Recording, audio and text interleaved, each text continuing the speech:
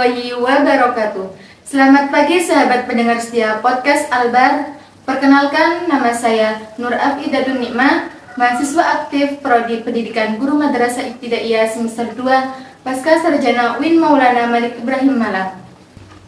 Kita semua sama-sama tahu di era digital ini, peran gadget memiliki dampak yang sangat besar di lingkungan kita belakangan ini. Apa-apa kita pasti pakai gadget. Mau kuliah pakai gadget, mau pesen makanan pakai gadget. Di samping dari dampak positif tersebut, pasti terdapat dampak negatifnya, terlebih kalau dipergunakan untuk anak-anak. Kita sudah menghadirkan narasumber kita, yakni Ustadzah Nada Arifah SAG, salah satu pengajar di sekolah Tahfidz Anak Usman, yakni yang di sana beliau mengajar anak-anak yang mengalihkan anak dari gadget sehingga dengan belajar mengaji ataupun menghafal Al-Quran gitu ya Ustazah. Iya, Alhamdulillah hari ini Ustazah. Alhamdulillah sehat. Terima kasih sebelumnya sudah mengundang saya ke sini. Jadi saya itu emang benar mengajar di sekolah tahfidz anak, seperti itu benar tadi yang disampaikan sama Mbak Rida. Jadi kita emang berusaha untuk mengalihkan anak dari gadget itu sebenarnya. Itu sekolah tahfidz itu ada di mana Ustazah? Sebenarnya kita punya 3 cabang, ada yang di perumahan Gria Santa Suhat, ada yang di Sawah Jajar, dan juga ada yang di Merjosari. Kebetulan saya mengajar yang di Merjosari di Villa Bukit Indah.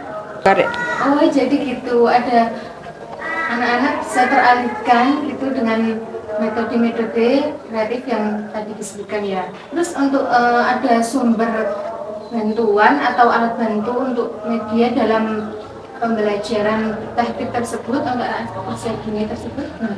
Ada. Jadi kita itu memang dari sekolah menyediakan beberapa games, kayak kalau misal puzzle. Puzzle itu bukan hanya puzzle gambar, tapi puzzle ayat. Puzzle ayat, ada puzzle huruf hijaiyah. Jadi anak-anak itu walaupun mereka belum bisa membaca, kan kalau puzzle itu ada potongan-potongan gitu ya. Jadi anak-anak itu bisa terbantu, setidaknya mereka tahu lah tulisannya seperti apa, walaupun mereka belum bisa menghafal melalui tulisan. Tadi kan Ibu udah bilang ya, tadi gimana sih caranya ada anak untuk teralihkan dari HP dengan penerapannya di sana itu gimana? Oke, jadi sebenarnya kita itu mengambil waktu-waktu di mana anak itu pulang dari sekolah seperti itu. Jadi kan kita ada kelas pagi dan kelas sore. Emang masalah dari orang tua dan anak itu adalah anak itu emang terlalu sibuk dengan HP-nya gitu. Keluhan orang tua itu gimana sih ya supaya anak saya ini pulang sekolah tuh gak berjam-jam lama-lama di HP. Jadi kita tuh hadir dengan menghadirkan waktu-waktu di mana anak itu bisa dipakai buat mengaji kelas sore dan kelas pagi untuk anak-anak yang masih memang belum sekolah. Anak-anak kelas sore pulang sekolah itu kita isi dengan metode menghafalkan Al-Quran seperti itu. Terus berarti ada metode tersendiri di sana?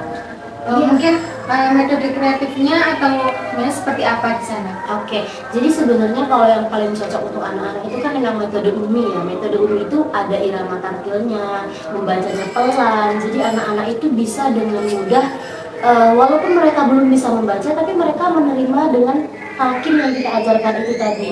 Gimana caranya supaya anak tidak bosan? Jadi kita menyediakan media-media pembelajaran yang mudah diterima anak-anak seperti games, seperti itu. Dari games-games tersebut anak-anak bisa sambung ayat.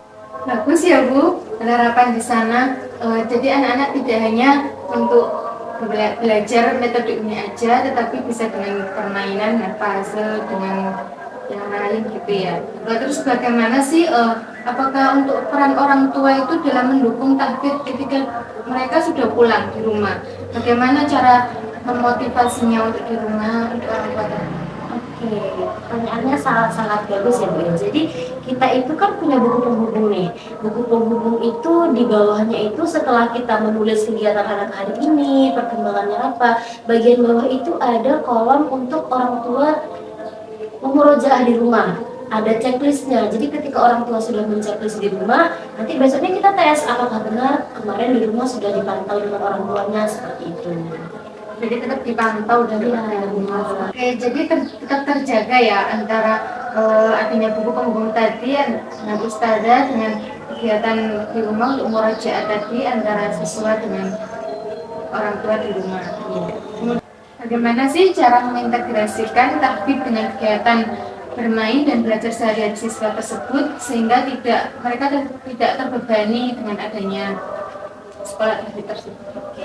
Jadi kita itu sangat-sangat memanfaatkan anak-anak yang ramai. Anak-anak kecil itu kan sangat-sangat kompetitif gitu ya. Mereka itu ketika melihat temennya lebih lancar atau temennya lebih hafal banyak surat, mereka termotivasi seperti itu. Jadi kita sangat memanfaatkan anak-anak yang ramai itu untuk siapa yang bisa menjawab surat ini, siapa yang bisa menjawab surat ini. Jadi mereka itu tidak merasa terbebani dengan hafalan itu sendiri, bahkan mereka merasa lebih unggul dengan itu. Jadi mereka itu merasa dengan menghafalkan Al-Quran, oh aku bisa nih lebih baik daripada dia. Jadi kompetitifnya anak-anak itu kita latih dengan yang lebih baik seperti itu. Jadi bisa tahu dari kesehariannya tadi. Jadi ya Ustazah, kemudian seberapa penting sih pemahaman makna dalam proses tahfidz untuk anak usia dini ini, dan bagaimana cara mengenalkannya secara sederhana itu?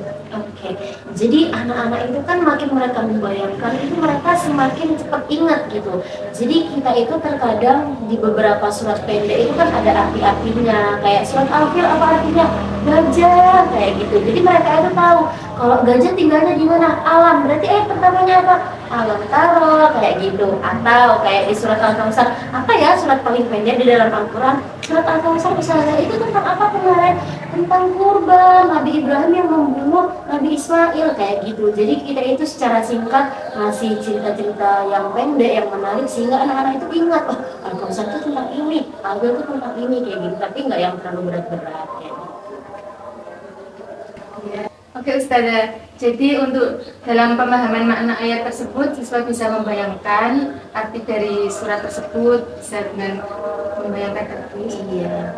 Kemudian pasti ada tantangannya yang dihadapin oleh seorang pengajar. Apa saja sih mungkin ada tantangan umum yang sering dihadapi oleh dalam mengajarkan tahfidz kepada anak usia dini itu, dan bagaimana sih cara mengatasinya? Oke, jadi kan kita tuh sama-sama tahu ya kalau kita tuh mengajari anak kecil yang namanya mereka tuh dunianya itu adalah main. Jadi kita itu akan bermain-main dengan mood mereka. Yang menjadi permasalahan paling utama selama ini itu adalah ketika mereka itu lagi bad mood di sekolah atau di rumah, itu sangat berpengaruh ketika kegiatan kita menghafalkan Al-Quran di sekolah kita ini.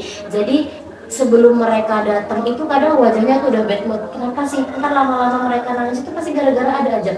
Aku habis ngilangin kunci motornya ayah, aku tadi habis berantem sama teman, itu pasti ngaruh banget sampai mereka selesai ngaji. Jadi gimana caranya supaya mereka itu teralihkan nih fokusnya anak-anak tadi dari hal-hal tersebut?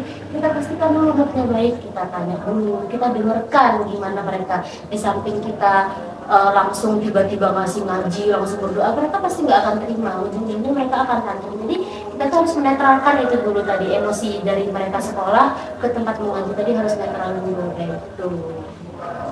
Jadi kita harus menata moodnya anak. Bener banget.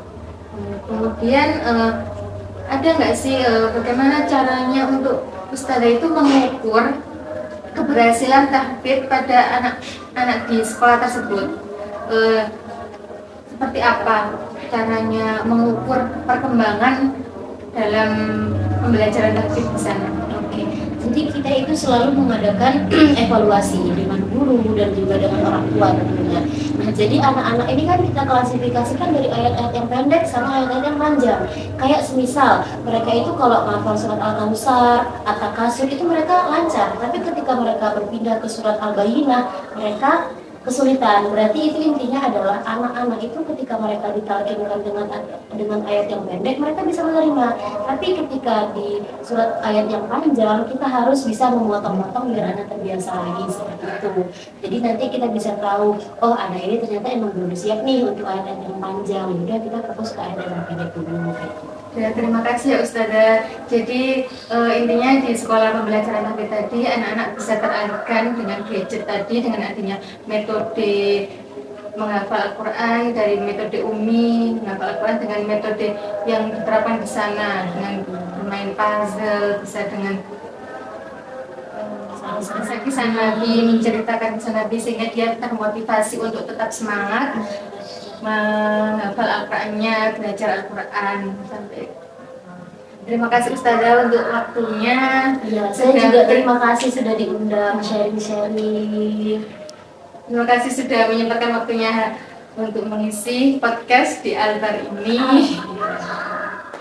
Terima kasih juga kepada podcast Albar. Semoga maju terus. Amin. Ya. Baik, terima kasih Ustazah untuk waktunya. Kita bertemu di lain episode lagi. Terima kasih.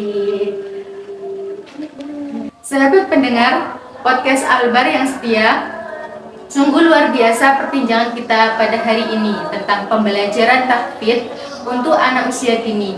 Kita telah belajar banyak tentang bagaimana metode kreatif dalam dan menyenangkan dalam menghafal Al-Quran untuk anak usia dini. Terima kasih juga kepada narasumber kita pada hari ini yang telah memberikan ilmu dan pengalamannya yang sangat berharga. Sampai jumpa di episode berikutnya. Semoga kita semua selalu dalam lindungan Allah dan semoga Allah selalu melimpahkan rahmat hidayahnya kepada kita semua. Terima kasih. Wassalamualaikum warahmatullahi wabarakatuh.